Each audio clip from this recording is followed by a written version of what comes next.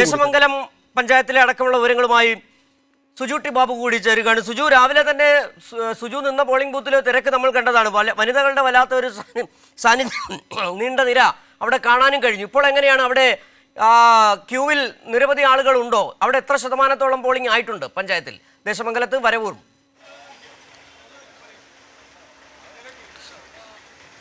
പല പോളിംഗ് ബൂത്തുകളിലും 70% മുകളിൽ ഇതിനോടൊപ്പം തന്നെ പോളിംഗ് ആയിട്ടുണ്ട്. നമ്മളിപ്പോൾ നിൽക്കുന്നത് government vocational higher secondary school polling ബൂത്തിൻ്റെ സമീപമാണ്. ഇവിടെയും നല്ല രീതിയിലുള്ള പോളിംഗ് ആണ് നടക്കുന്നത്. ഈ സ്ഥലത്ത് ചില പരാതികളും ചില തരത്തിൽ ചില സംഭവങ്ങളൊക്കെ ഉയർന്നു വന്നിരുന്നു. അക്കാര്യത്തിൻ്റെ ഒരു വസ്തുത പരിശോധിക്കാവുന്നതാണ്.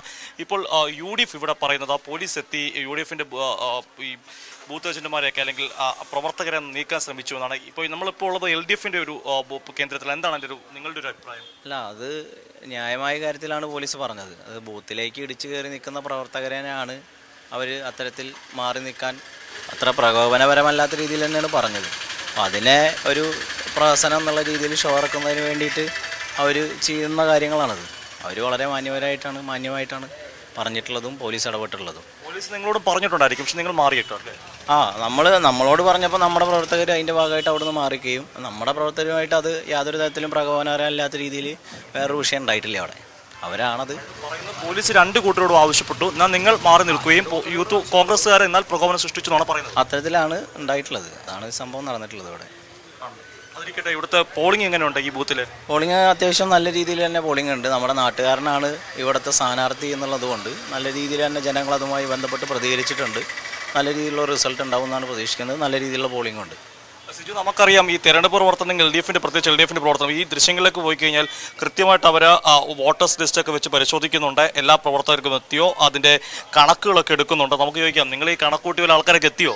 കണക്കൂട്ടിയ പോലെ ആളുകൾ നല്ല രീതിയിൽ തന്നെ പ്രതികരിച്ചിട്ടുണ്ട്. ചില ആളുകൾ, അത്രയും പ്രയാസമുള്ള ആളുകൾ മാത്രമാണ് എത്താത്ത സ്ഥിതിവിശേഷമുള്ളത്. ദേശമംഗലം പ്രതിഭയുടെ സ്വന്തം നാടാണ്. അപ്പോൾ പഞ്ചായത്ത് പ്രസിഡന്റ് പഞ്ചായത്ത് പ്രസിഡന്റ് ആയിരുന്നു, അതുപോലെ ബാങ്കിൻ്റെ പ്രസിഡന്റ് ആയിരുന്നു. ആ രീതിയിൽ ജനപ്രതിനിധിയായിട്ട് ദേശമംഗലത്തിൻ്റെ ഉയർച്ചയ്ക്ക് നല്ല രീതിയിലുള്ള പങ്ക് വഹിച്ചിട്ടുള്ള ദേശമംഗലംകാർ കൂടെ കാണോ? ദേശമംഗലംകാർ എന്തായാലും തീർച്ചയായിട്ടും പ്രതിഭയുടെ കൂടെ തന്നെ ഉണ്ടായിരിക്കും. ഇതാണ് സിജു, വളരെ പ്രധാനപ്പെട്ട 2 കാര്യങ്ങൾ. ഒന്ന്, ദേശമംഗലത്ത് നല്ല രീതിയിൽ പോളിംഗ് പുരോഗമിക്കുന്നുള്ള ഒരു വസ്തുത. മറ്റൊരു പ്രശ്നം, UDF ഒരു പരാതിയായി എത്തുന്നു. പോലീസ് ഉദ്യോഗസ്ഥരെത്തി അവരുടെ പ്രവർത്തകരെ തള്ളി മാറ്റിയെന്ന ഒരു ആരോപണമാണ് UDF ഉന്നയിക്കുന്നത്.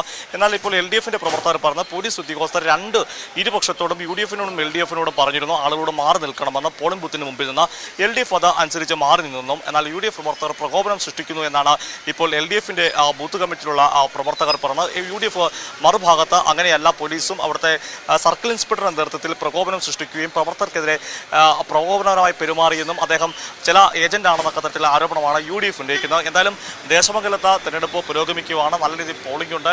ഇനിയും അവസാനവട്ട കണക്കുകൾ പുറത്തു വരുമ്പോൾ മാത്രമേ കഴിഞ്ഞ തവണത്തെ പോളിംഗിനെക്കാട്ടും പല ബൂത്തുകളും മറികടന്നോ എന്നുള്ള കാര്യം അറിയാൻ സാധിക്കുകയുള്ളൂ. സിജു, ശരി.